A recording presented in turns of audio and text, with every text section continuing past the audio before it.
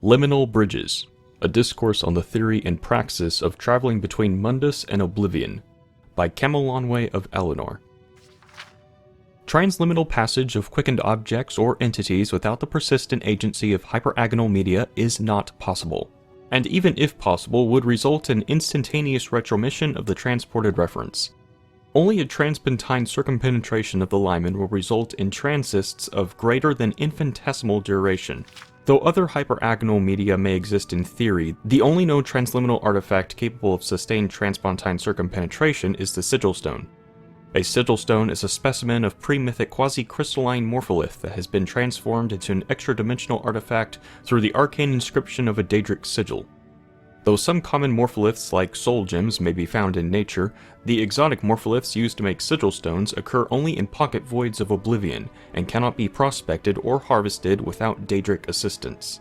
Therefore, since both the morpholiths and the Daedric sigils required for hyperagonal media cannot be obtained without traffic and commerce with Daedra lords, it is necessary that a transliminal mechanic cultivate a working knowledge of conjuration, though purpose-built enchantments may be substituted if the mechanic has sufficient invocatory skill.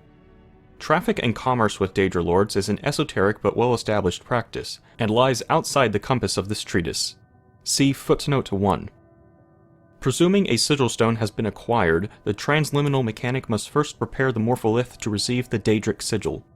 Let the mechanic prepare a chamber, sealed against all daylight and disturbances from the outer air, roofed and walled with white stone and floored with black tiles. All surfaces of this chamber must be ritually purified with a solution of void salts in ether solvent. A 4-square table shall be placed in the center of the room, with a dish to receive the morpholith. 4 censers shall be prepared with incense compounded from Gorfix and Harada.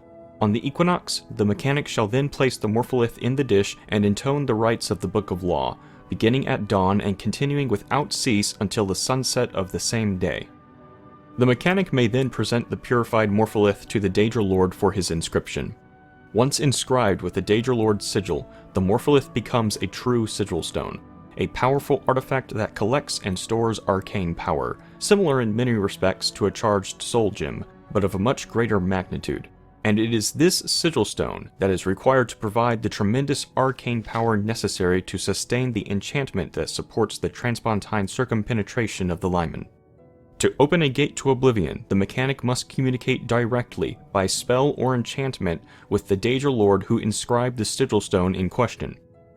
The Daedra Lord and the mechanic jointly invoke the conjurational charter, see footnote 2, and the mechanic activates the charged sigil stone, which is immediately transported through the liminal barrier to the spot where its sigil was inscribed, thus opening a temporary portal between Mundus and Oblivion.